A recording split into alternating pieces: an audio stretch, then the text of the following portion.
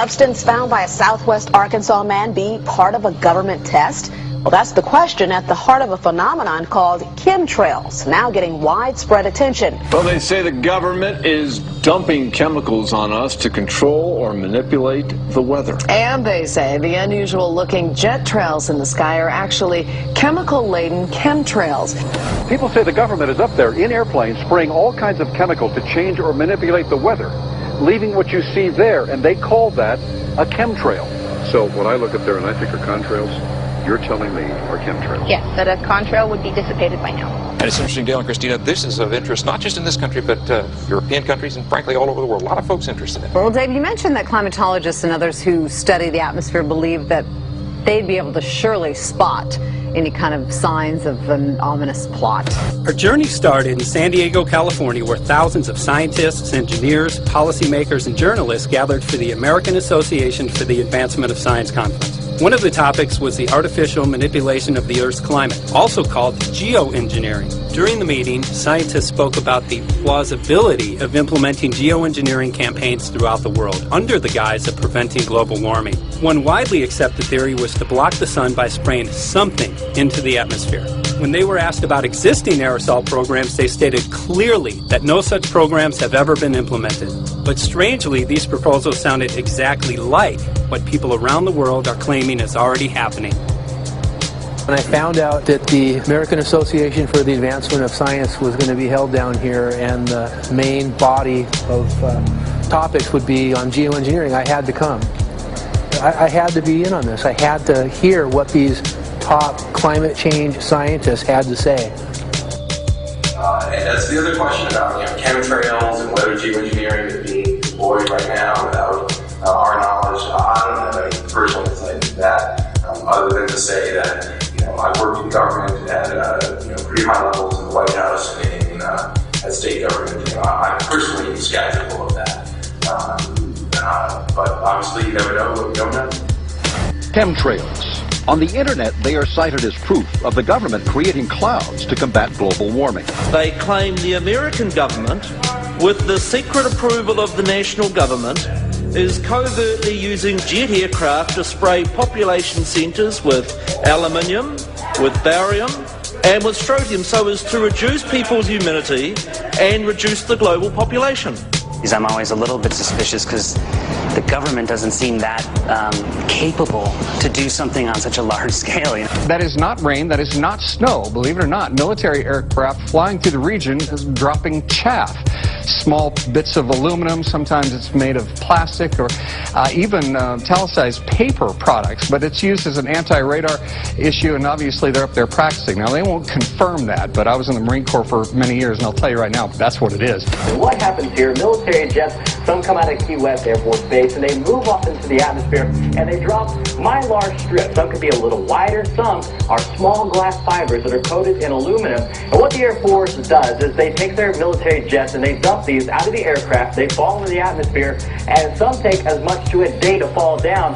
This is inevitably military or something going on. The government, the Air Force, you see this kind of a pattern like this, you can rest assured there's something going on. They're actually little bitty magnetic and little bitty strips of, whether it's aluminum. It's a nuisance to you and I to determine what's real and what's not, but it looks like it is a life-saving operation there from the military.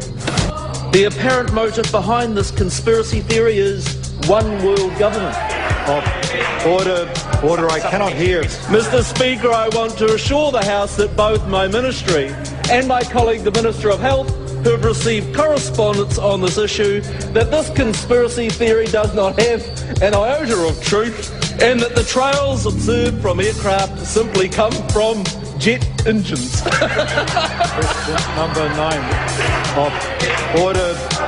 And I think what an appalling example it is of the new Foreign Affairs spokesperson for the Labour Party that she's spreading conspiracy theories about the United States government. I think the House has heard sufficient. It is called geoengineering, fighting global warming by putting a chemical dust in the atmosphere and reflecting harmful radiation back into space. We take geoengineering to mean deliberate, large-scale intervention in the Earth system. There are a variety of schemes that have been discussed for geoengineering. A classic example is injecting reflecting particles into Earth orbit. Nevertheless, there might be some good reasons to think about alumina. It turns out, first of all, there's been a lot of work on the environmental consequences of alumina in the stratosphere. The big deal really is that alumina has 4 times the volumetric rate of forcing for small particles as does sulfur. And that means you have 4 times less surface area for the same rate of forcing. And this is a much bigger deal. You have roughly 16 times less the coagulation rate, and that's the thing that really drives removal. So you could get away, we think, with much smaller mass fluxes. So that's why we see things like in the use aircraft patent from '89, they talk about aluminum. And that's why we're seeing in the surface water samples aluminum. And here's David Keith saying that aluminum has 4 times the reflective volume surface area. So they'd like us to think that we're talking about sulfur, but here they slipped up and let it out that aluminum is 4 times better to achieving their ends, and it sounds like it's going to be one they don't want us to know the effects of.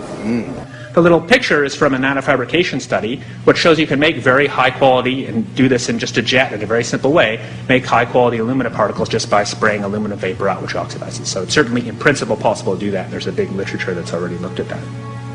And you could do that by either building new versions of these aircraft or even re-engineering existing aircraft. So there's some ideas of that. So you go to an engineering firm and you want this done. They don't say this is hard or unusual. They say, okay, yes, we could do it. Aerosol geoengineering looks like it is so cheap that the cost is basically not going to be an issue. That means that implementation decisions will be risk-to-risk decisions. The risk of doing it against the risk of not doing it. And it makes the problem of how we govern it fundamentally harder and different and novel. So I've told you that it's cheap to deliver materials to the stratosphere, and I'm convinced that's true. I don't think that will change. But I think the more we do research, the less easy this will look, the more complicated the environmental effects will look, and that's a good thing, because right now it looks too easy. So I think that if we do more research, we're likely to find out that it's harder and more complicated than we thought, and that the side effects are harder to manage, and that's a healthy outcome that will make it easier to do the management. Of course, the opposite reaction is possible. It's an empirical question, how people will actually react to knowledge about this. Another reaction is to say, if these crazy scientists are so concerned about putting CO2 in the atmosphere, they want to think about these things, and that might actually mean we should be more serious about the risks of CO2 in the atmosphere. And by the way, it's not really a moral hazard, it's more like free riding on our grandkids. And by the way, it's not really a moral hazard, it's more like free riding on our grandkids. Numerous air quality studies, including from CARB, California Air Quality Resource Board, have named submicron-sized particulates as being particularly harmful for human respiration. Through all the discussions today, I have not heard any mention of this fallout, and has this been studied, and also the effects of a highly reactive metal like aluminum on toxifying soils and waters? The question is, what would be the effects of these materials on human health if they came down into the stratosphere, in particular small particles and aluminum? So the collaborators of mine working on the aerosol scheme are actually folks from Carnegie Mellon who focused on human health impacts. And while we haven't published it, that was the very first thing we did, was do the order of magnitude calculation in level pencil and paper, but with an expert on human health impacts about whether there could be an issue. And for aluminum or other particles, there are a lot of toxicological things that need to get looked at seriously. But if you're just thinking about the sheer number of particles and the human health impact of small particles, the answer is, well, we haven't published it. That was the first thing we looked at with some of the leading experts who do epidemiological research on human health impacts, and it's not even close to being an issue. Clarify, so 10 megatons of aluminum dumped into the atmosphere would have no human health impact. So let me be more careful here. To separate out the toxicological, so the alumina we've only begun to research and published nothing. Alumina we've only begun to research and published nothing.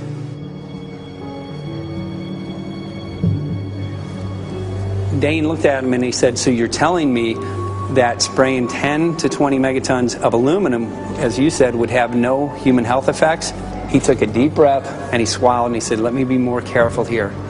We haven't done anything serious on alumina, and so there could be something terrible that we'll find tomorrow. We haven't looked at it. And that, for me, that was the whole main point of what is going to be coming out to the public. It's the damaging effects of aluminum that are being found around the world in massive amounts. Here's David Keith confronted on this very issue, and he looked, you know, at that point like they just let the cat out of the bag. We haven't done anything serious on alumina, and so there could be something terrible that we'll find tomorrow we haven't looked at. They're proceeding because they have an agenda that's separate from trying to thwart this crisis of global warming. You know, there's obviously several other objectives, whether it's depopulation, control, weapons aspects, communications aspects, all kinds of things, you know, wild cards that we know nothing about. We don't really know, and I'm not going to attempt to speculate on exactly what the agendas are, but we can see clearly the agendas are not benefiting mankind. You know, it's benefiting the agenda of the elite. And so I think the question is, how do you draw the line between some activity that is allowed and doesn't need global governance and activities that do require global governance? Dr. John Holdren has agreed to serve as Assistant to the President for Science and Technology and Director of the White House Office of Science and Technology Policy. I look forward to his wise counsel in the years ahead. My personal opinion is that we have to keep geoengineering on the table. We have to look at it very carefully because we might get desperate enough to want to use it. So what would we do if in year 2040 or 2060 there's a severe climate crisis, say widespread famines or Greenland sliding suddenly into the ocean? That the only plausible way in which we could start the Earth cooling this century is to directly intervene in the climate system, say by putting particles in the stratosphere. We do stuff in the stratosphere all the time, of course, and so it's not as though the stratosphere is absolutely pristine. But you don't want to have people going off and doing things that involve large radiative forcings or go on for extended periods, or for that matter provide lots of reactive surfaces that could result in significant ozone destruction. You know, maybe I'm putting a particle into the atmosphere because I'm trying to make money, or maybe I'm putting a particle into the atmosphere because I'm engaging in scientific research and trying to understand cloud physics, or maybe I'm putting this particle into the atmosphere because I'm trying to make it rain locally to seed a cloud and get more snow on our ski slopes. And this obviously raises all kinds of questions. It's hugely risky. It will likely negatively impact some people, but we might find ourselves in a situation where those risks seem worth taking. One of the things that really shocked me was in one of the breakouts they had the benefits of these programs and then the risks. Now the benefits, the one thing that was stated was the just cooling the planet. You know, some of the risks were ozone depletion, droughts in Africa and Asia.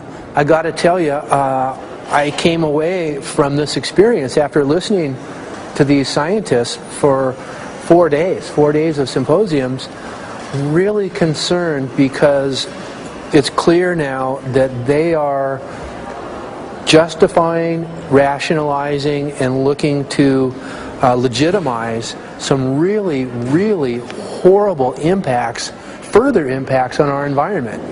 And they're basically formulating the sales strategy and the implementation and oversight strategy and the funding strategy. After San Diego, I was shocked by the programs that had been proposed. I decided to write about it. That night when I finished, I sent the article to an online publication with my email address attached. When I woke up the next morning, my inbox was flooded with responses from around the world.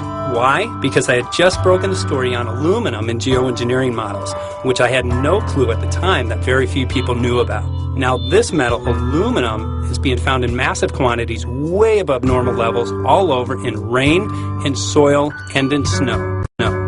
After that, the calls started pouring in from people who were desperate for someone to investigate. That was the fuel that started the film. Before we started filming, we had the opportunity to sit down with one of our favorite authors and documentarians, G. Edward Griffin, to find out what he knew about the subject. I'd like to talk for a minute about an issue that's getting more and more attention. That's the issue which scientifically is called stratospheric aerosol geoengineering, also called the chemtrail issue. I'm very aware of the chemtrail versus contrail controversy. As far as I'm concerned, it's an open and shut case. I have been watching the development of jet travel from its very beginning. I used to live near the Los Angeles airport. Remember when the first jets came in and landed? Man, they made a big noise. We never heard a noise like that before. And we used to go down and sit at the end of the runway and watch these jets come in and take off because it was a novel experience. I've been watching jets all my life. When I know about jet contrails, I've watched them. They're vaporized moisture, ice crystals, and they get out there in the atmosphere, and then they effervesce and evaporate and then disappear, and you can see them. The plane moves along, and the little white trail follows right behind it, and usually about 10 or 20 lengths of the plane or thereabouts, and then it's gone. And you can still see them that way, by the way, once in a while. So there goes a contrail. These other things we're talking about are not at all the same phenomena at all. These planes go by, and they billow out this white smoke, and it covers the sky from horizon to horizon. It doesn't dissipate at all. And they crisscross each other, and you see this thing cover the sky and turn it milky, and then people start having trouble breathing, and then you hear stories about the aluminum and barium deposits that they're picking up and the residue. And you put it all together, and I don't see how anybody who's got their eyes open and their mind open can come to any other conclusion but that somebody is spending a lot of money and effort to spray the planet. The question is, why? I have my own theories, but I hope that there will be some good investigative reporters go out there and get us the answer. I know that whenever it's finally discovered, and it will be, the people who are doing it will undoubtedly say, oh, well, we did it for you folks. It's for the greater good of the greater number. It's for the society. It's probably to prevent global warming. Or maybe it's to inoculate people against some kind of a dreaded biological attack. We can't go around shooting everybody in the arm, but we can spray them and save their lives. You see how good we are? We're doing it for the benefit of society. I know they're going to, whatever it is, they're going to say it was for your good or mine. Think if we had the ability to steer hurricanes, and the hurricane was going to slam into New Orleans.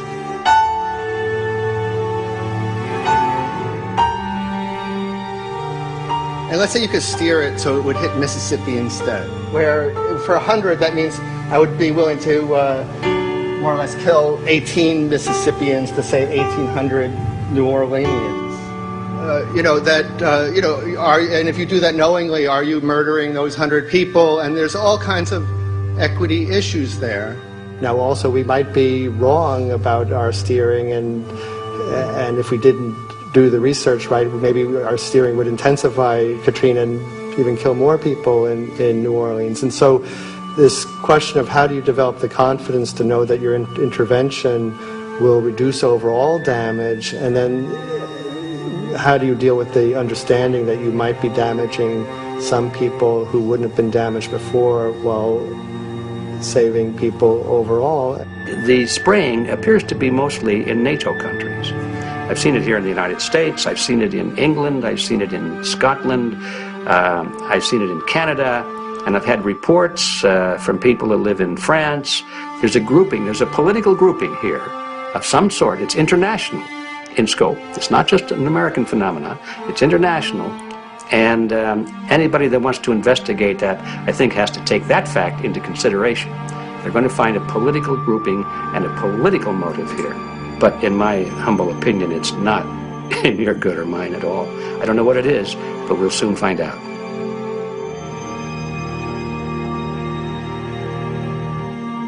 I'm sure that if you follow the old advice, which is follow the money, you'll come to the answer sooner or later. Soon we realized that we all shared the same need to get this information out there, to share with the public, to let people know what is being done. Ed felt so passionately about the issue, he offered to help us. Well, the main thing now, since it looks like the budget is going to be met, is get it done well. We don't come off the tree knowing any answers at all. Yeah, we're not scientists. We're just asking questions, exactly. And we've got to be very skeptical about the answers. That's it's totally accurate, totally honest. Why can't people see this? They're not hearing it. They don't know. The facts are not being presented. We're very lucky, you know that? Look at this opportunity that's being dumped on us. I know. Opportunity. It's, well, this is going to be a battle, I know that. Challenge and a battle, but I mean, why are we here if it's not for that? We're going to a short break with DJ Foxy. Can't go to get him all tomorrow, so it's going to be you for the moment. I'll call him again. So. Sounds good. I saw the sky crisscross with chemtrails, and I can't remember if it was in LA or I was on the road, but I had looked up one day and I thought, look at that. That's not the flight path, man. That was a grid, a regular grid over the city, and I couldn't believe my eyes. Milky white clouds. And, you know, it all seems very obvious, and now the evidence of what we have on the ground with the aluminum, the barium, strontium, and with what we see in the patents and what the geoengineers say are going to happen, I mean, for the everyday Joe, this is a slam dunk. This is a very delicate moment for the powers that be, because they're taking a covered-up operation like the tropospheric aerosol program, or chemtrails, Project Icarus, whatever. It's had many names over the years. And they're making it overt into a geoengineering scientific shield to deflect sunlight, because global warming's out of hand. So at this very moment, the belly of the beast is right above us with no armor. Whether people believe in chemtrails or not, the geoengineering should be scary enough. And when people learn about geoengineering, chemtrails will then become apparent, because they're the same. So you're talking about global conspiracy here. Geoengineers propose doing this on a global level. Off to Redding, California. Guess this is the second step after the AAAF meeting. We'll see what we find.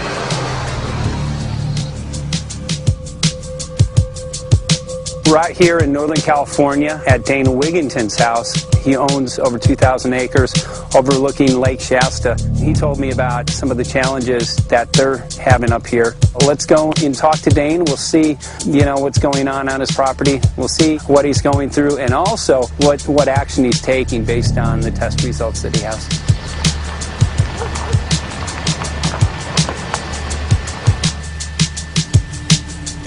As you know, I have a background in the energy fields.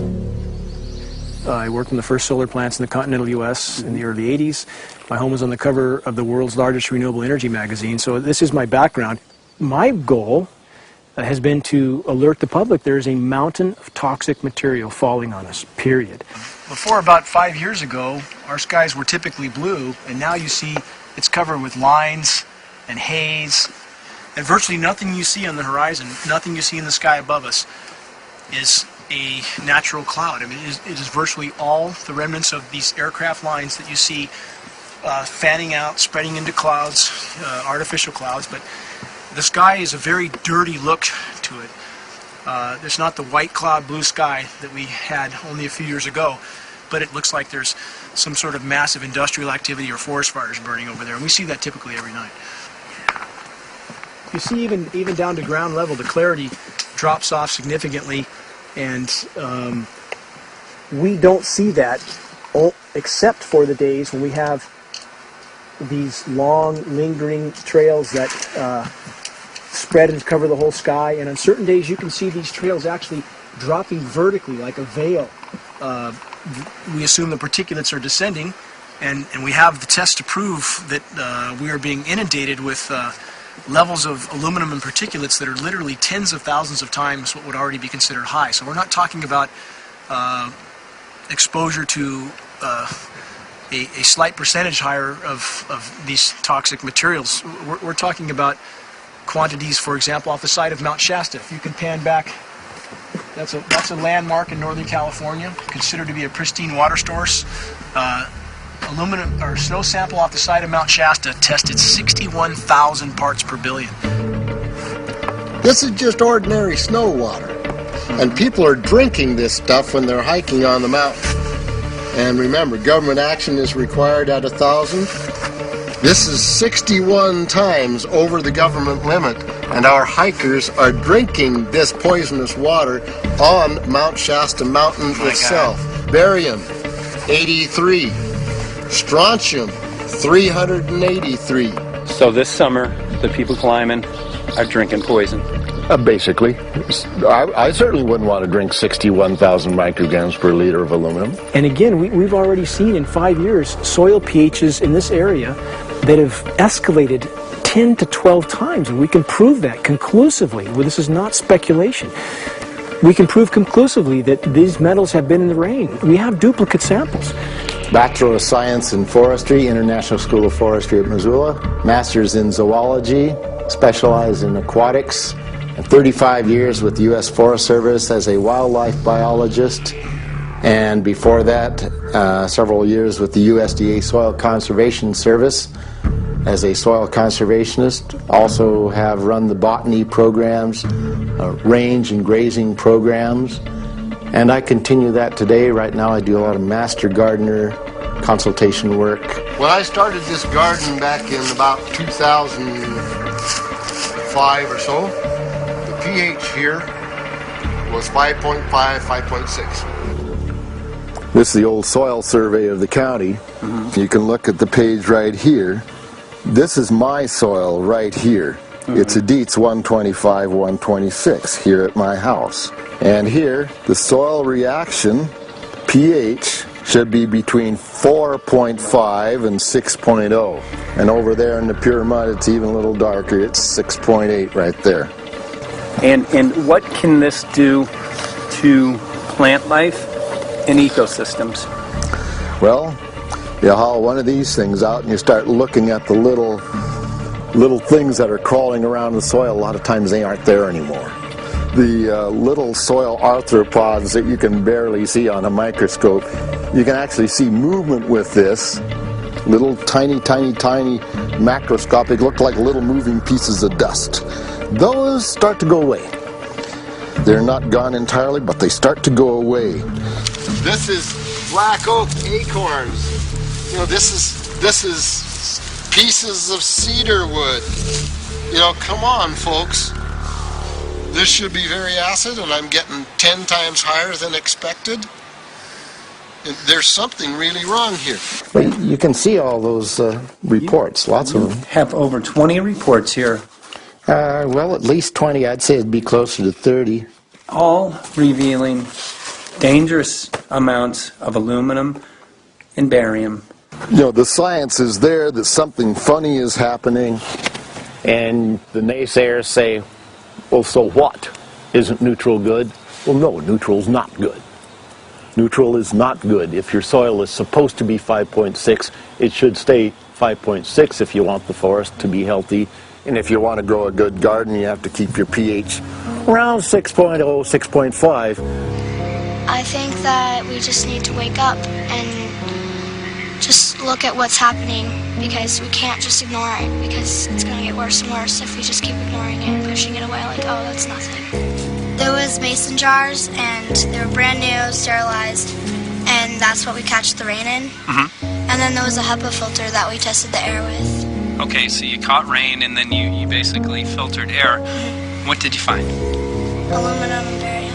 Here's another test that's revealing 375,000 parts per million aluminum, barium at 3,090, and strontium at 345.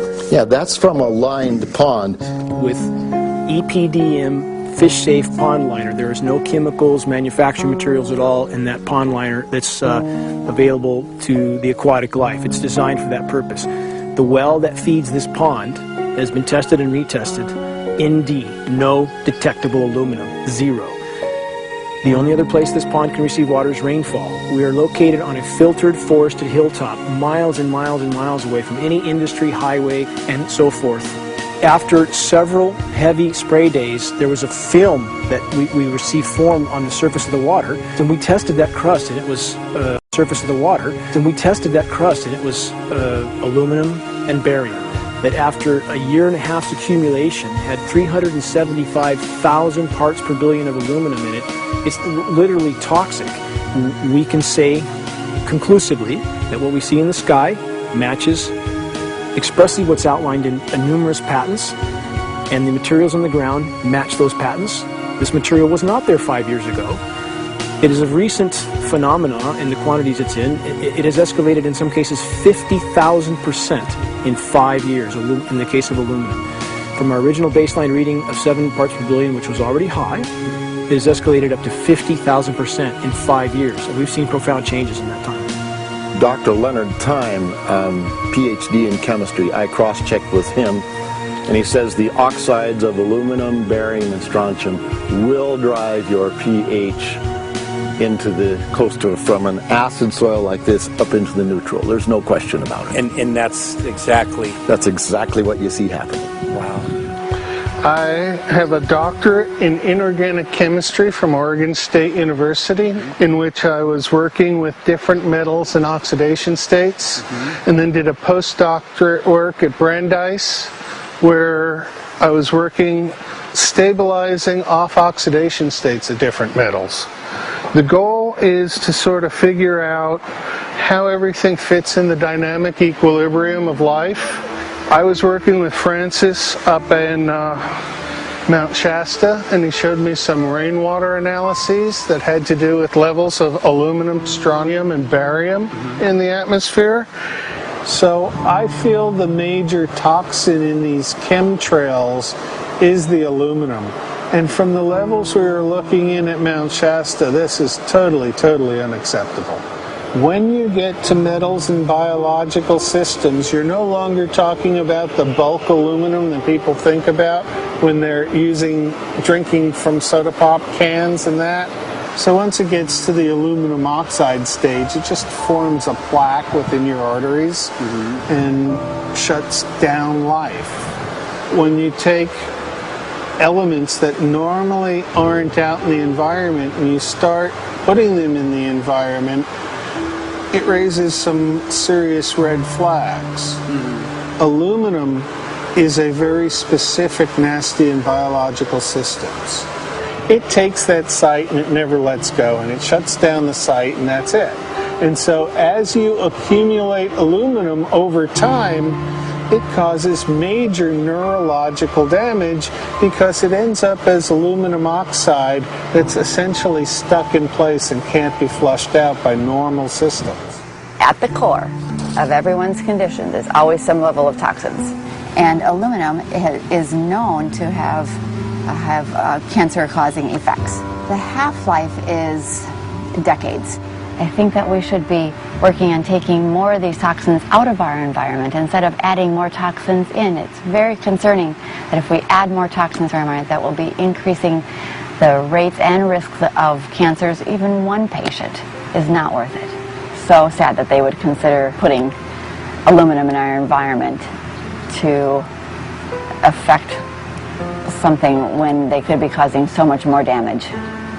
Wherever the material is coming from, it is there. The amount of metal falling on us cannot be disputed. Absolutely, this is not speculation. The amount of metal in the last 4 years, as I said, have increased to a degree of thousands of times, and California Air Quality Resources Board has studied the aerosols from China. These metals are not amongst them. Mike, the reason I've chosen to focus so primarily on this issue is I feel all other issues are secondary. What could be a greater priority than not being able to walk out your door and take in a breath of air without sucking up heavy metals? If our land base is being poisoned, if our waters are being toxified, what will we have left to work with? Whatever we choose to focus our time and energy on, whatever our political beliefs, that this is a common ground for all of us. We must have air that we can breathe that's not full of toxic chemicals and metals. We must have water that's not completely laden with whatever is being emitted from these aircraft. And if people stopped to consider that the atmosphere is as thin as a layer of paint on a basketball, it is an extremely thin layer that allows life to exist on this planet. To simply treat it as a physics lab and experiment with it until it is broken beyond repair is folly of unbelievable proportion. And if people understood that this sort of experimentation not only is going on, but has been going on for a very, very long time. Going back 50 years, there's been countless climate manipulation, weather modification programs that the vast majority of the public is completely unaware of. And if they think that that this is not true, that certainly that somehow they would have known if it was occurring, I would ask them to look at things like Agent Orange and the things that governments do because they can, because there's no one to stop them, because they have these huge military machines that want to control everything. And in fact, the government's own document, perhaps you may have seen, it's available to any online, is called Owning the Weather, an express goal of our government, and not just our government. You told the Associated Press that the American government has created weather tampering techniques so that the New World Order will be able to starve millions of Americans and control the rest. There is weather control techniques. Number one, the entire patents on the equipment. Number two, Senator Claiborne Pell's complete statement and story of his own that not only does it exist, but that we even utilized it as far back as the Vietnam War. Well, Murph, we're going to do what we can. Let's see what we can do. You got the scientists behind you. The scientists are with you, so at least this scientist is with you. I may not have $1 million budget, but I've got enough to show that something's dreadfully wrong. You got it. All right. So Arizona will be this Monday, the 21st. Senator Johnson up in Show Low. So we're going to be in the car a long time.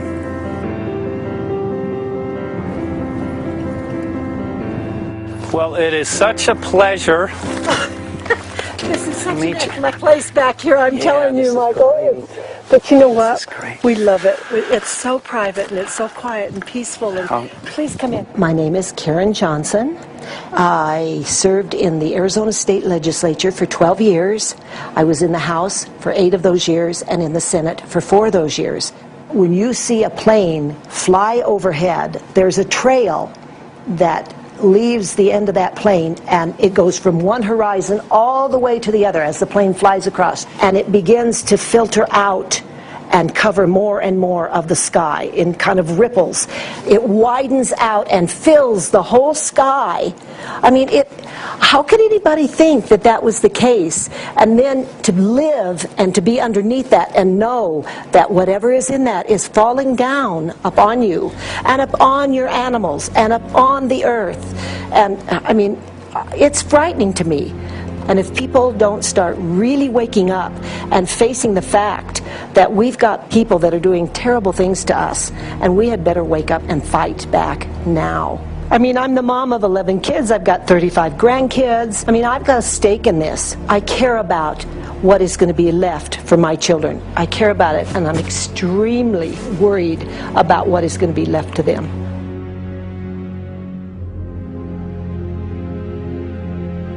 Aluminum is toxic, and we know that it's accumulative, and we know that we're getting more. So we're absorbing it in the air, we're drinking it in our water, so we are accumulating more. So the thought of more aluminum being dispersed in our environment in the way that you mentioned is very frightening to us and very disturbing to us. Those of us who have done any research on this are really quite concerned that we are ill-informed about this issue, and mostly that it's being done. Aluminum is toxic. We know that it is. We can debate as to the amount of toxicity that is going to be disturbing the body, but as far as really accepting the fact that it's accumulative, it's synergistic, then we have to conclude that it's not a good idea to put it in our atmosphere, especially when we know we're getting increased amounts, and especially since we know that the scientific communities around the world are pointing a finger at the heavy metal toxicities, at the toxicities that we're absorbing in the day-to-day food that we eat and the air that we breathe. The concern is off the charts about why is this happening? Why is this being allowed to be sprayed continually all over the United States, all over the world? Who is paying for this? I mean, the incidence of Alzheimer's has just skyrocketed, which evidently has to do with an accumulation of aluminum in the brain cells. I mean, I think almost every family has been touched by a member as they get older having Alzheimer's. And it's a horrible disease. And to say that, well, this just came because people drank soda pop out of aluminum cans, you know, when my father passed away with Alzheimer's and he didn't ever drink soda pop, You know, that explanation doesn't ring true with me. And so I'm wondering, how much did this chemtrail spraying back in the Illinois area affect him? Aluminum and fine metal is an accelerant. A friend who's a firefighter up in Pine, Arizona for 20 or 30 years says that the wildfires now that they're fighting are way beyond anything they've seen before in intensity.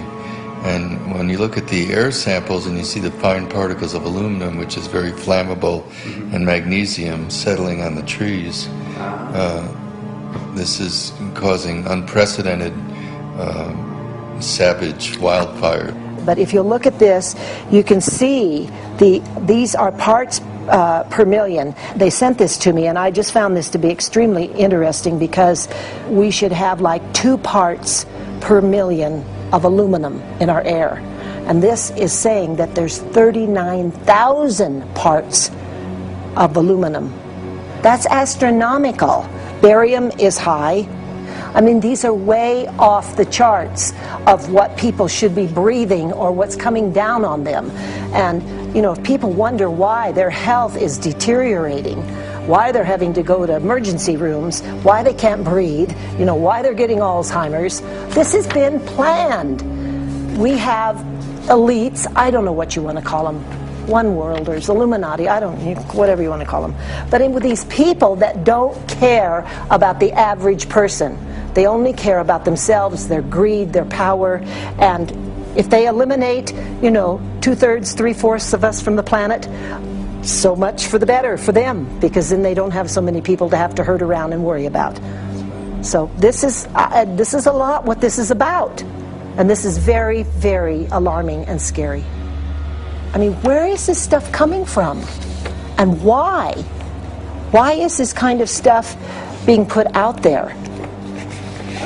You know, I've heard different explanations about, oh, we need to cool the planet, all this and that. But if people are up there trying to cool the planet, why do they need all this kind of stuff in it? The explanations just never have really rang very true. And as I'm setting up the equipment, she looked at me and she said, all these trees here are dying. And I said, what? She says, all these trees in here are dying. So I thought, well, I'm going to test for aluminum, because that's one of the key things in the programs that we're talking about, and titanium. And I took some of this bark sample and tested it, and it came back positive with aluminum and titanium. Then I started traveling around California, noticing the same thing. In Lake Tahoe, there was a lot of the same type of bark, all through Sacramento area and Davis. Just about everywhere I went, I was noticing this silver-white bark. What I think is happening is these chemicals are getting down and destroying the roots. And then as they come up, they're going out into the bark. Those 2 right there are the ones that are just, it just hurts so bad to see these 2, because look how old and big they are. We probably lost 40 trees right here on our 10 acres. Every week, every other weekend, we'd see another tree that was beginning to die. And I mean, it's just so sad, we just cry. And to think that that might have something to do with it, along with their other explanations, would really, really frost me. Every time you lose a tree, you know, it's not good, it's just sad. And there's another one over here in this little group of trees here. Don't you feel better when you stand up and fight than if you crawl down in a little hole and go to sleep? You know, I mean, my gosh, people, your families are out there, children are out there, your grandchildren. I mean, you've got to do something to help.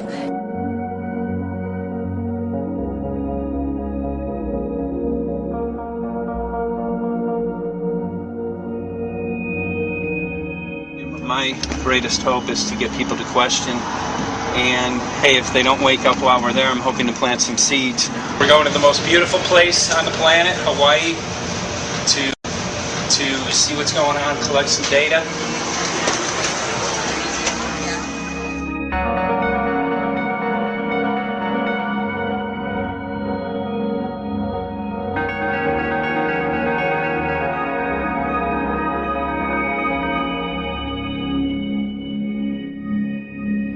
Thank you for having fun with us. Hope you enjoyed the trip. Have a great vacation and welcome home if you're lucky enough to live here. Thank you.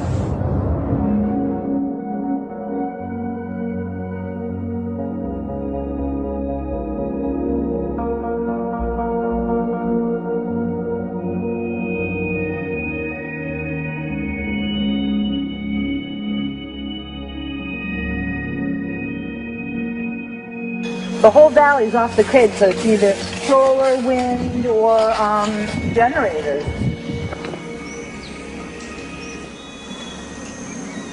Look at this, man. Yeah, the mind can't even conceive of a dream of this. Right. Yeah, right. Even coming here, and one would never think, you know, in paradise that it's getting destroyed. And they're doing it island style. They do it off the island, right? They do it off the island, so they don't, you know, you don't see the chemtrail airplane. The theory is that they're spraying the ocean, offshore, and It's coming in on the... and it's coming in. Now these are coming from the west. They're also spraying on both sides today. A lot of this stuff is actually chemtrails coming this direction. There's material that's blocking. We should be able to see to the horizon, you know, where the Earth curves, because we're high enough and we have the ocean, right? So we should be able to see. We should be able to see the Big Island. It's only 30 miles away. And you can see it's not a blue sky behind it. That's the key. It's all, you know, has that kind of weird looking blue, like silver blue, I call it. And this is a nice day. You know, there's no more blue sky. The night we're going to look at the stars at night, and it's like you'll see. You can count them. There's so few stars at night now. There should be hundreds of thousands of stars, and I can count the stars. There's like one here and one planet here. It's like you might see some nights you'll see 100, some nights you'll see 10. This is what concerns me. This kind of stuff right here. It's just soft. Okay. This just comes right off, this bark. That's not natural. For I've seen hundreds of thousands of coconuts, and I've never seen it falling apart like that. Look at this, you guys. I've never seen anything like this. I used to trim trees all the time in the Big Island. I've never seen anything like that. That's why I'm concerned. Not an easy task that you have here on the island. I could see the skepticism because it is so far beyond anybody's reality. It's amazing. It's just amazing to try to look through somebody else's eyes. Like my eyes, I can see this so it's like night and day, and other people it's just the illusion is just so deep. What do you think would happen if everybody awakened to what was going on and what the plans were of geoengineers? I think they'd have a revolution in Hawaii if people really understood what was going on. What's your concern for? I know that you love the land here. What's your concern about the chemtrails? Well, that we won't be able to live here and grow our own food, and that our health is going to be compromised. You think it already has been? Yes. And the thing is that they're doing it every day here, every day. So it's hammering, micro doses every day. And then, of course, it's getting in the environment, and of course, it's weakening the plants. And it takes a couple years for this to actually weaken the plant. So we are asking for GMO taro. We're asking for GMO papaya because we can't grow our natural seeds. We can't be sustainable. We can't truly, you know, be here as God created us to be. So my friend convinced me to do a hair analysis on my daughter. So we went ahead and cut close to her scalp and got some really recently grown hair and sent it in. I was just sure that my daughter's hair was going to be so clean with the lifestyle that we live. And lo and behold, it came back and her levels were really high in aluminum. This is the chart here. This is the reference range, and this is where my daughter is. 23.1. Aluminum. The skies are covered with a white mist, and I look up at night anymore and I don't see the deep, dense stars that I used to, and I can't help but think this obviously has something to do with my daughter's health. I don't know where else these heavy metals are coming from. Yeah, I mean, look how old she is. Yeah. She's been isolated here. Here, and she's... here. Anybody looking at the situation would be like, this is paradise. This child should be like superhuman. Organic foam. And here you are getting all this heavy metal stuff. She has highest level aluminum on the chart. Never had a vaccine either. Folks, these people are playing God. They are playing God. They're manipulating the weather, and they're spraying stuff into the sky. They are trying to geoengineer everything, including your plants and trees and your ocean. Well, tonight, we're just hoping that instead of not looking at it, you'll start looking into it, because I really believe from the bottom of my heart that we are in a real crisis. I really do. They are proposing dumping 10 to 20 million tons of aluminum into the upper atmosphere. What does aluminum do? It changes the pH of soils, which is toxic to plant life. Also, it's very toxic to human health. Are they doing it? Well, let me tell you about my experience and what we found. We have much evidence that not only suggests, but I believe prove that they are happening. Jeff, what's going on? And as I promised, we're joined right now by a very special guest, Michael J. Murphy, currently on location in Hawaii. He's working on a documentary film called What in the World Are They Spraying? Michael, welcome to the program. Great to speak with you today.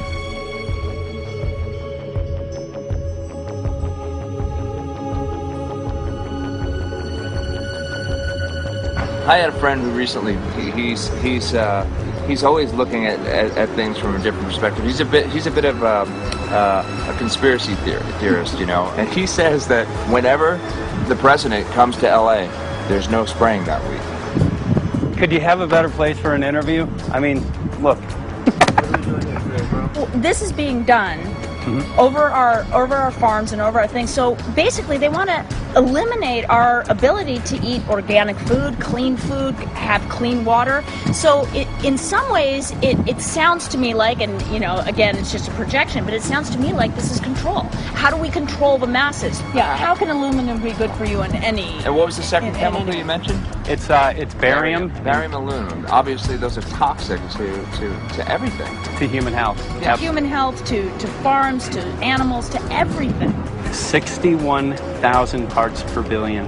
And there should be a government alert at 1,000? At 1,000, people are drinking this. People that climb the mountain, they're drinking that snow. It's poison. Oh my God, that's so disgusting. So that's 60,000 times above regulation. Exactly. 60,000 times above regulation. And I've talked to friends, and they're like, well, that's just ice. That's just condensation. And I'm like, you can talk to a second grader. Ice doesn't float in the sky and spread out that way, you know? You're not an expert, but you're a concerned citizen who said, wait a second. Who's actually doing the research. Yeah, you're doing the research, and that's what we need to do as Americans and say, you know what, I want to know what's going on. I want to know what the FDA is doing to my food. I want to know what the government's doing with my air, my water, and the soil. And, you know, it's just great what you're doing. And I just, my kudos to you for bringing light to this subject. Put all of the theories aside, just what geoengineers are proposing and what's being found is scary enough. So we can just address that. And I encourage more people to just step up and ask questions and do what he's doing. So thank you, Michael, very, very much.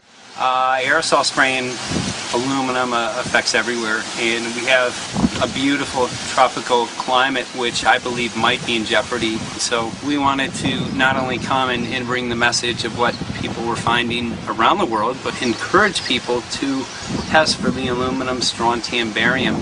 Essentially, I think it was an effective trip. I saw a lot of people here in Hawaii, in Maui, awake and not only curious but willing to look into this deeper, and that's my only hope.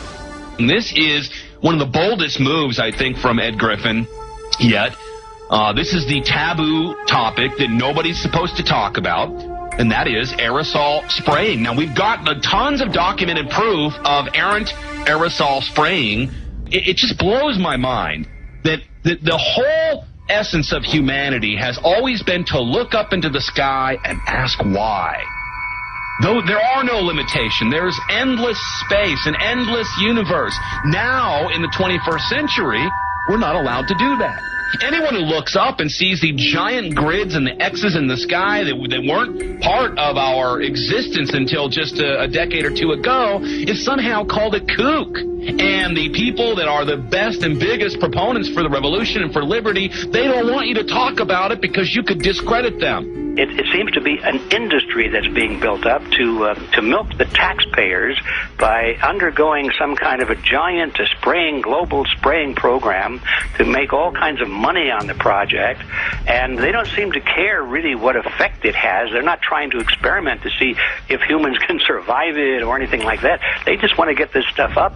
And then we discover, as we're going further down the line, that there are companies generating genetically modified organisms, seeds, modified seed crops they're being engineered to resist the aluminum in the soil.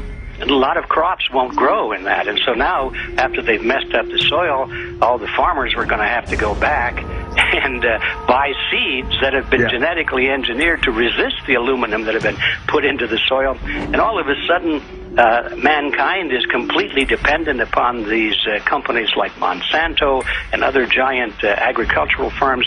You can't even grow natural seeds anymore.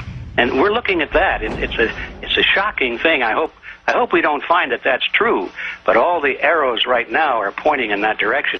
We get into cost-benefit analysis here because there's also HARP could be involved in this. Geoengineering, as you guys mentioned, which is documented heavily in Dennis Kucinich's bill, that is the Space Preservation Act, which, by the way, I don't think got through Congress. And then Kate Bailout, as we call her here, Kate Bailey Hutchinson, also put together some legislation in order to qualify geoengineering, which, again, is supposed to save us all from global warming. But it is cost-benefit analysis because they can benefit on so many different levels. Ed, that's how they do everything, isn't it? That's right. And, there's an old adage, if you just follow the dollar, follow the buck, you get to the source of the problem. And it looks to me like there's a tremendously profitable industry being built up right now around this concept of geoengineering or weather modification or reducing global warming and all of these other things that can be sold fairly easily to an unsuspecting public. They also, oh, well, that's good. We don't want global warming, And so they put up with this, and they don't question, they don't criticize. But behind the scenes, you see a whole industry being built up, which is, as I say, tremendously profitable, and the money for all of that is coming from the taxpayers. And it's a scam, is basically what it is. We're just focusing on the one area that is real easy to prove. There's no speculation in the area that we're going into. They definitely are doing this geoengineering. They definitely are talking about it. They're working up formulas for it. They're putting together strategies for it. They've got funding for it. Everything is in place. We don't even have to go into those other areas to make the case. Okay, let them believe that, but at least they must understand that there's no question that they're talking about it and planning to do it. And so shouldn't they be equally alarmed about what they're going to do if it can be shown that barium and aluminum and some of these other toxic metals are very destructive to the planet and destructive to human health? Isn't that enough? How many issues do we need to crank into this? And so, if you're going to kill the planet and kill the population, do we need any other reason to be alarmed? What in the world are they spraying? Thank God people are asking this question. That's all we want. We just want to be able to ask these questions. Our good friend G. Edward Griffin, all these years, Mike Murphy and Paul Wittenberg are doing this great effort with your help. This is a community effort to get people real information. What in the world are they spraying? Any final quick comments before we're out of time? And my only final thought is that we asked the question, what in the world are they spraying? And we now know what it is. And folks, you're not going to like it.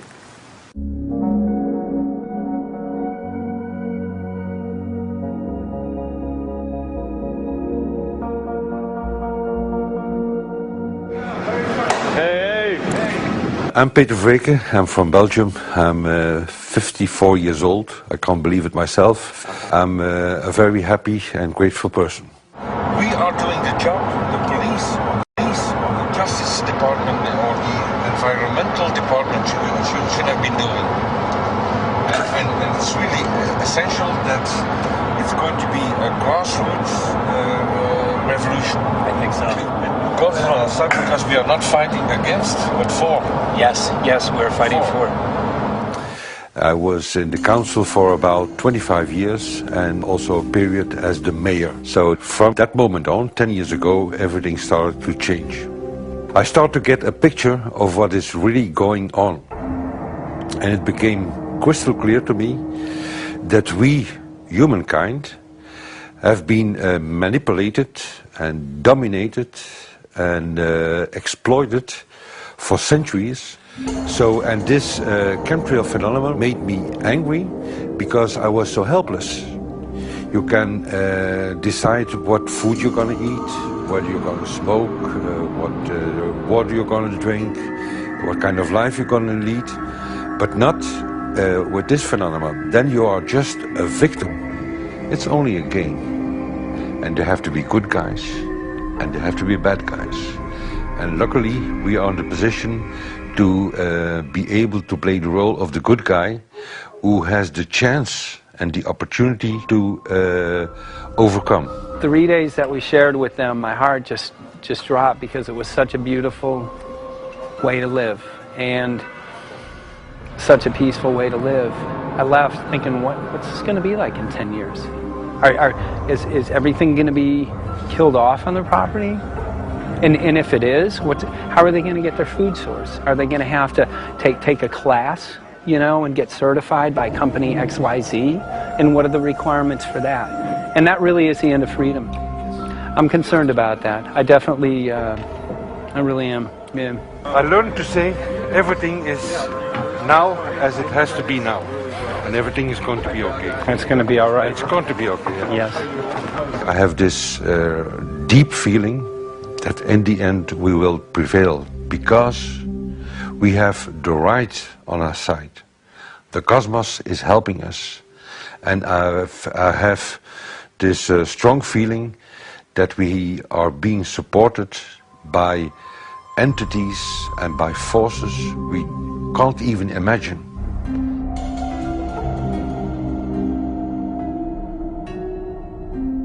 Here for the first time we have this scientific proof that we are being spread. We are being spread, and it's incredible and it's hard to believe, but we are being spread. I think at this moment to stop is not an option. Once you know it and once you have a tool like this and an opportunity like this, that the issue of chemtrails or persistent jet contrails or whatever name you use for it, that this phenomenon is recognized as being real, publicly debated on. In the context of geoengineering, I think it's high noon to bring this to the public. This is what the sky is supposed to look like. These are old paintings. We forgot this, I'm afraid. In the years that I have been a medical research journalist, I have looked at many things, and I found the same three issues in whatever I'm looking at. And that is that we are being dumbed down, we are being made sicker, and we are being made infertile. Citizens gathered from around the world in Belgium for the first International Chemtrail Symposium. The event attracted leading professionals, politicians, and activists who discussed the health, environmental, and social implications of these programs. Today it's only going to be about facts, documents, figures, patents, licenses, everything that brings us to the truth. We have no other weapon against this vast complex than exposing and bringing their dark works in the light of the truth. We have the hope that by our efforts, more and more people will become aware of the fact that we are deceived by our leaders.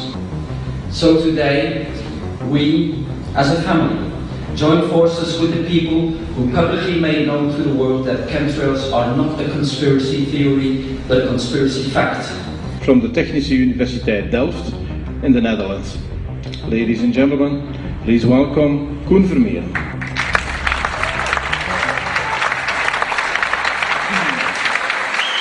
Well, I'm Koen Vermeeren. I'm a university professor of Delft University of Technology. Usually people are with their heads to the ground in their own two-dimensional space and they don't look up. But if you do, you see more and more spaces like this. And it worried me too. I have no explanations to our students about these phenomena. And then I studied it myself and I found out that I couldn't give them the answers they wanted, because I think that the phenomenon is not natural. It's not natural what is happening, and the explanations that are given to us are not enough for me.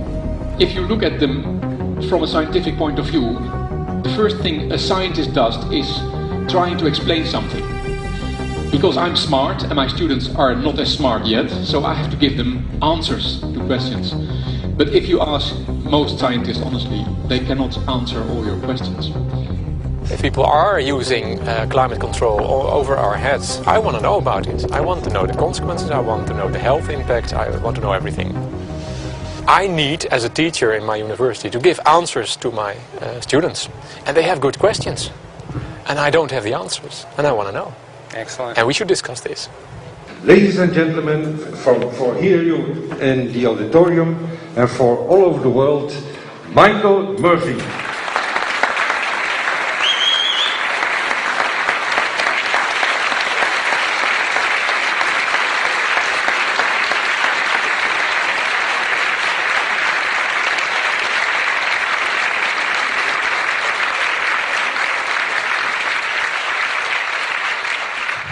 Well, thank you very much. It's definitely an honor to be here in Belgium. The people who are in power control everything. They control the markets, they control us. Now they're even controlling the weather. And they can use that for warfare applications. The one thing that they cannot control is what God had originally made, and that's natural organic seeds. This is called the Hegelian dialect. It's called problem, reaction, solution. The problem here is massive amounts of aluminum, things starting to die. The solution is company X that says, hey man, you're not getting yields on your crop. Everything's dying. But I got the solution. I got a seed that will grow in this environment. The only problem is now you have to start buying from me. We're a little concerned that maybe part of this agenda could be to kill off anything that's natural and organic and re-engineer it with aluminum-resistant GMO seeds. Many may know we just got back from a week of filming in Hawaii, and it was an incredible trip. A big concern for the people there is they're beginning to see softening of the coconut trees. But their concern is that these programs may again be part of a broader agenda to destroy anything that's natural and organic, so that the corporate redesigned GMO foods might be the only source of food for people. I didn't anticipate so many people, young and old, who are interested in this phenomenon and are concerned about it. And especially liked the address that the young girl gave today. Only 17 and already making an address to the audience. That is, well, incredible. My name is Sofia Xenidis. I am 17 years old. It is quite scary to know that the air we breathe is not what it's supposed to be. That the food we eat and the water we drink contain traces of those substances which are sprayed out over all of us as though we were being poisoned like insects. The feeling that this is causing me are feelings of deep anger and rage. I don't want to be poisoned. I don't want to be infected with cancer. And I'm just so angry that this global poisoning can be going on such a massive scale, and not enough is being done to stop this crime. A clear answer to one question. Are we being sprayed? Have we been sprayed? And is it their intention to spray again and again? What are we going to do about it? How are we going to deal with it? How are we going to stop it? I know the answer. There is only one person who can stop it. And you know him. You are. You are the person, the one you have been waiting for. We are magnificent, beautiful, godlike, divine human beings. Ladies and gentlemen, sisters and brothers, in this auditorium and in the whole world, thank you so very much for being present with us. And for now, please enjoy this anthem.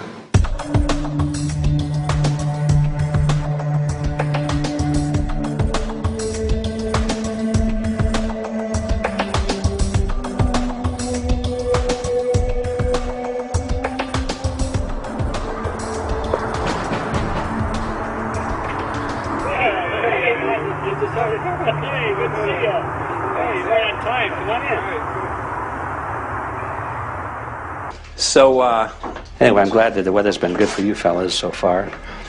Just think if we were doing this in the wintertime, you might, if you're going to Washington, D.C., you might run into snow. Thank God we're not. That's right.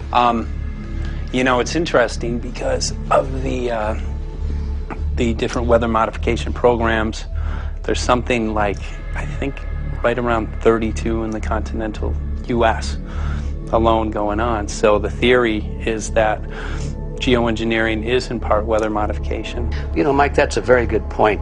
There are so many subsets connected with this issue of geoengineering. People are writing to us all the time with information about the connection to global warming, the connection to weather modification. Some people think there's a connection with Morgellons disease. Others think it's kind of a means of transmitting electromagnetic impulses from the HARP antenna system up in Alaska and Siberia. Boy, it gets your head spinning. And each area, I think, is worthy of investigation, but we have so little time. I think it's wise for us to stay focused on just the aerospraying and the toxic effect of these chemicals and the destruction of the planet and the damage to human health. What more do you need than that to convince people that we have to put a stop to it? So to stay focused, I think, is our mission on this one.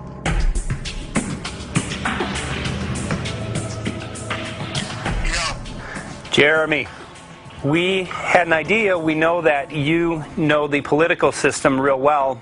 Our idea was this: we have a ton of data and information that we've collected throughout our travels, and you know, we really think a good way to end the film would be addressing this to elected officials, some of the senators. So we were wondering this, if you might be able to come and kind of help us out and perhaps show us the way in how to get this done politically. But it sounds like a really good idea, and I'm also going to get to, in terms of researching who it is that we should really focus on talking to about this.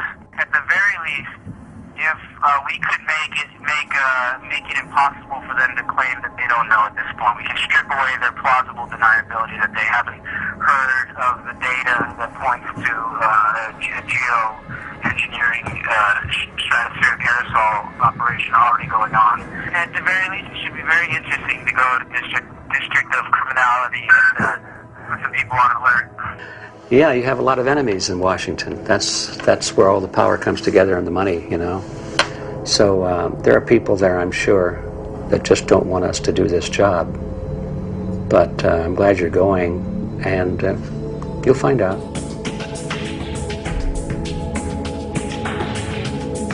We took the data to Washington, D.C. There we presented our elected officials with the following letter.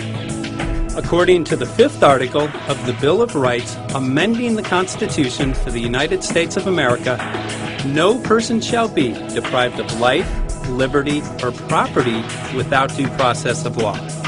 But the daily spraying is depriving all persons living within the United States of life, health, liberty, and integrity of our common and private property without due process of law. As a representative of the people of the United States of America, we insist that you do everything in your power to protect us and immediately put a stop to geoengineering spraying at once. There exists no justification, legal or otherwise, to poison the planet and its inhabitants. Now suppose that space aliens arrived on, maybe they're going to land at the UN headquarters down the road here, or maybe they'll pick a smarter spot. But suppose they arrive and they give you a box. Suppose they arrive and they give you a box, and the box has 2 knobs. One knob is the knob for controlling global temperature, maybe another knob is a knob for controlling CO2 concentrations. You might imagine that we would fight wars over that box, because we have no way to agree about where to set the knobs. We have no global governance. and different people will have different places they want it set. Solar engineering is like chemotherapy. No one wants it. But we all want the ability to do chemo and to understand its risks should we find ourselves with dangerous cancer. How long does it last up there? The lifetimes are years. What, years? A couple years. And then it what, precipitates out, or Yeah, that's correct. no toxic side effects that we know of? The thing we always wonder about is the unknown. Yeah. So if you're thinking about, say, the acidification, it's clear that's not a problem. There's several studies that showed that. Right. But of course the concern here is with so little research, there may be some unknown that comes out of that field that bites us. My name's Mike Murphy. I'm a filmmaker in from Los Angeles. We're covering an issue called geoengineering. Okay, thanks guys. Senator, a quick question about the issue of the geoengineering. I'm afraid I don't know what you're talking about. And wondering if you were supportive of geoengineers' proposals of spraying 10 to 20 million tons of aluminum into the atmosphere. I should really get a briefing paper on it before I get it done. Oh, not a problem. Are you aware of the issue? Not completely. At all? Okay. Do you have a letter from constituents, and people have concerns? Yeah, We're making a documentary about the sea. I don't know. You guys have credentials to be here? Yes, we do. We pass through security as well. Endowed by our Creator. I think so. Please don't touch me. Please don't touch my property. You're lying. No, what did we lie? What did we lie about, sir? No, we're not. What are we lying about? Lying about what? It's a little unusual, huh? I haven't heard that. Okay. You're not aware of it? And it appears that these programs have already been deployed. You know, I had to look at that proposal, and so, why don't you let me review it? I can do that. Are you aware of? Actually, I'm going to go. Yeah. Let me go ahead and get that. I will take a look at this, and I will act accordingly. General, this program, this openly covert program of the aerosol spraying, stratospheric aerosol spraying, geoengineering, using tons of aluminum, spraying it up in the sky. I have no idea what you're talking about. Okay. Commonly called chemtrails, sir. When you were the head of NEMA, did you see the aerosol trails? Mike Murphy, filmmaker in Los Angeles. Hi, sir. And we're covering an issue called geoengineering, and wanted to know if you're supportive of geoengineers' proposals.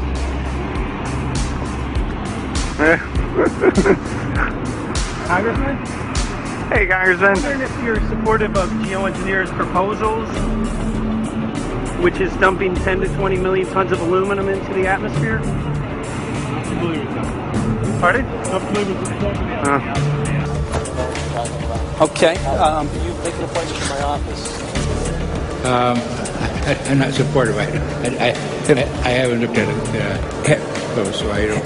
Have you heard of the issue? Because it's becoming mainstream in public, and there are actually congressional committees which are being formed to talk about these programs. Mm-hmm. Yeah. Well, I think when we drop anything into the atmosphere, we should know prior to the effect of that, right? Yes. And if we don't have the knowledge as to what the effect will be, we shouldn't do it. I think there are 4 different options for thinking about deployment of geoengineering. The first one would be we just ban it. I would argue that one does not want to get too firm a restriction in place on small-scale studies early on because it'll tie the science hands. I think what the science community ought to be trying to do is say, if you do small-scale stuff inside this space, and it's a scientific question what that space ought to be, there shouldn't be a lot of oversight and restriction. Congressman? Excuse me. Hi, I'm Mike Murphy from Los Angeles, covering an issue called geoengineering. These guys are running from the geoengineering issue. I wonder why. I'd have to talk to my staff. I don't know what your details on that are. Have anyone made you aware of the issue, or? Sir? Congressman, your committee talked about geoengineering last November. Are you in support of those proposals? I'd love to give you a paper. Geoengineering? You know nothing about the geoengineering issue? practice. Never heard of it. They call it geoengineering, but Yeah, I never heard of it. It's nothing I've ever heard anything about. I mean, when we looked up in the air today outside DC, we saw this stuff going on. Quickly, have you heard of geoengineering? No. The proposal is to shoot 10 million tons of metals into the air. This committee, Science and Technology, covered it for the first time. No, I've never heard of it. So we were very concerned. How you doing? I'm fine. How are you? So what? We spoke with Congresswoman Watson's office, and her press secretary, Ms. White, was familiar with Representative Kucinich's Space Preservation Act, which mentioned chemtrails and the weaponization of the atmosphere and space, and then it was pressured to be taken off the bill. Did you see the aerosol spraying going on today over the Capitol? Congressman? Geoengineering carries with it a tremendous range of uncertainties, ethical and political concerns, and the potential for catastrophic environmental side effects. He's not one to do interviews very often, so not unless we usually really pressure him into it. Okay. So don't, all that is, don't hold your breath. As chairman of the Committee of Jurisdiction, I feel a responsibility to begin a public dialogue and develop a record on geoengineering. We want to know if you're supportive of their measures by spraying 10 to 20 million tons of aluminum into the atmosphere? No, I think we need to have more research. Okay. And about the issue of current deployment, there's literally a mountain of evidence that many people believe proves the deployment of these programs. Any knowledge of that? No, there's certainly not a mountain of evidence, but I do support research into geoengineering, and I also support looking into the international governance of that. Okay. I hope anybody that has studied it knows that I think that it's a radical proposal, and I hope we don't have to use it, but there may come that point in time where we do. Now, if we could provide you with the evidence that suggests that these programs are and have been ongoing, would you be willing to address this publicly? We've had about 3 or 4 hearings on it. We have addressed them publicly. Well, not about the proposals, but about the current deployment of these programs. Citizens. I don't support the current deployment. I think we need to have more research, and they have consequences that go beyond one nation, and so I think that there needs to be governance for that. Governance is not simply an issue of deployment, but governance before deployment in terms particularly of large-scale scientific fieldwork. I concede that on this subject and in general, it's not popular to talk about global rules. And when these people started talking about the need for UN Security Council oversight, a supranational environmental security enforcement with a strong mandate by the UN, it really is clear that they're looking for a global power behind the manipulation of the environment. But I do think it needs to be sort of an international kind of treaty that does tie and bind all nations into a common fate. It is a common fate. And unfortunately, it's not just big governments that could do this. It is small governments. It is billionaires probably could figure, I'm going to save the world all by myself, and I won't bother to mention it. How do we decide when there's a planetary emergency? Whose hand is on the thermostat? How do we decide when to start it? There's no way to do that right now. And what if we do start doing it, and then by some problem with the technology or with the will, we can no longer do it?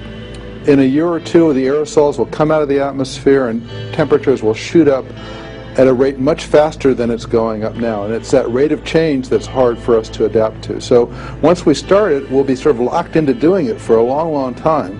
And so with basically no end in sight. Boeing would pursue this to make a profit, right? I mean, the financial motivation to do this. Let's see. So let me not speak for Boeing. Is that allowed? Okay. Yeah, well, it is what it is. No, but someday, if the U.S. is going to decide to do this stuff, they're going to look to a company who can do it, and you want to be positioned. Boeing would rather get it than Lockheed Martin. So certainly we have an industrial base that helps the country take on technologies and large-scale challenges like national defense. And we do that both for a profit motive as well as, I think, as a national service. So I think it would be truly disastrous if you know, we discovered a few years from now that there was a black program that some government had stood up to sort of learn on the quiet how to do this. It's pretty clear you can cool the planet, but you will not and cannot bring it back to exactly the same climate state you started with. So you may or may not, and I expect we'll have a lot of back and forth about how useful it is to ameliorate the risks of climate change. I think there's a good evidence it probably is useful, but we don't know. But it certainly can't get you back to exactly the climate you started with. I think everybody agrees with that. Do you think you'll see deployment in our lifetime? Let me say I hope not. Al? I would agree. I hope not. I hope not. Okay. I see this as something like an evacuation plan. That you build big dikes. Maybe that's the emissions reduction to try to keep the flood from wiping you out. But that if that flood should come, that you'd like a plan for what to do in the event of that catastrophe. So I see these options more as a catastrophic response option and not as a way to reduce risk of everyday climate change. You would advocate mitigating consumption of beef as a means of accomplishing your objective? Yes. How would you suggest going about that? You can't. I mean, it's your job to decide what to tax and what not to tax. Obviously, if you wanted people to behave differently, you give them incentives and disincentives for behavior. But I'm sure that's the answer you want to hear, Mr. Smith. If only my time had not expired. Thank you, Mr. Chairman. Because there's literally aluminum and barium contamination found around the world, believed to be from these programs. Like, look, today over the Capitol, looks like they're deploying some type of aerosol. Did you see it? No, I didn't, but you see. In a James Bond scenario, some rogue rich guy puts some airplanes in the air and seeds the clouds. What is to prevent that? Okay, are you aware of the issue? You do it through the... Are you in support of those proposals? What if you're taking... I don't know anything about it. You're not. I have to get more information. I've got a chair here. Okay, we'll give you a letter on that. Yeah, this is a letter from constituents. Okay, great. Thank you. Excellent. And many people believe that these programs have already been deployed because mass contamination has been found. Geoengineering programs, stratospheric. Got it. Yeah. You just brought it up. Spraying from airplanes. Okay. So what is happening? People from around the world are finding contamination. Let me take care of this and I'll talk to you when I come back. I'll be back. He's here. Thank you very much. We see that even though we might make the average temperature of the planet about right, the rainfall patterns change some from today. And some places become warmer and some places become cooler. So there are going to be winners and losers in this geoengineering activity if we were to do it. But nevertheless, as David has said, there are reasons why we might consider doing it. Many people are deeply concerned about it because of the toxicity of aluminum, and it has been addressed to Congress in various committees. Would you take a look at a letter from some of your constituents addressing the concerns? Excuse me if I go. Okay. Can I give you a letter from constituents? Are you aware of their proposals of dumping? Gotcha. Thanks. Well, I'm not familiar with it, so I don't know what they're doing. Okay. Well, geoengineers are proposing just that, dumping aluminum and barium into the atmosphere. Why would they do that? Aluminum's a precious metal we can use. Well, the stated goal is to actually cool the planet. However, there's a... Sounds strange. Right, exactly. So they're proposing dumping these metals into the air to block the sun, essentially. We're here to just find out what members of Congress are. I hope we'd have a strong hearing on that before we decide to do that. I would hope so. And there's plenty of evidence that not only suggests that these programs have been deployed, because we're finding contamination of aluminum and barium on the rain, snow, and soil. Okay, thank you. Thank you. LA County has seen a 200% increase of Alzheimer's over the last decade. Tons of ground and water samples showing high levels of aluminum all around our state. Why don't you give me all the information you have? I have some very good people I will assign it to. And if you get it to Mr. Lavelle, He's got my card and send me an email. And Lavelle. Okay. He's got my card and send me an email and We'll be in touch. We are investigating this, and there's literally a mountain of evidence. that suggests that these Okay, programs move are that going on. mountain over to us. You Let got us it. take a look at it. And look up, Thank keep looking you. up into the sky, and you'll see some of it. Oh, okay. You will. You can All see right. the aerosols being sprayed out of airplanes quite a bit. Okay. So thank you. Yeah, the future of humanity is definitely dependent on it. So we're counting on people like yourself to take some proactive steps. So thank you very much, guys. You're very welcome. Appreciate it. Thank you. Thank you. Right.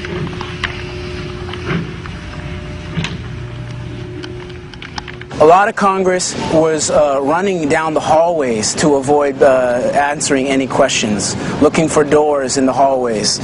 So apparently the war is against all of us, and we're all in a hostage crisis. People who took an oath to uphold and defend the Constitution are not only know this is happening, are participating in this. And all of us have a duty to stand up and speak out about it. Why is the water being contaminated? Why is the soil being contaminated? Why are aluminum-related diseases going up? And it's affecting all of us, and thus we all have the duty to stand up and speak out and get educated and stop this. For our own sake, for our children's sake, it is a crucial moment in history right now.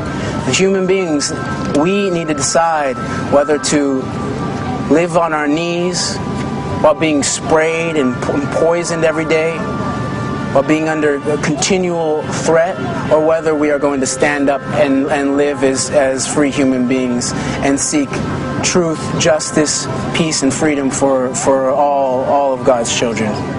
So as you can see, we're ending our film here in Washington, D.C. We've made many public officials aware of this. Most of them either denied any knowledge of this, or they simply were unwilling to address the situation with us. So as you can see right behind the White House, we do have aerosols behind us.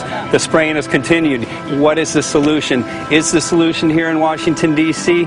Clearly, this is one of the solutions, but the solution is not only here, the solution is within you. This issue affects all of us so deeply. So you need to look inside. Please get active, get involved, start spreading the word with growing awareness. About 90% of the population, we believe, is unaware of this issue, which means 90% of the people who normally might do something if they knew are not doing anything because they are unaware. So please look into your heart, use whatever skill you have to get the word out. The future of humanity is dependent upon it.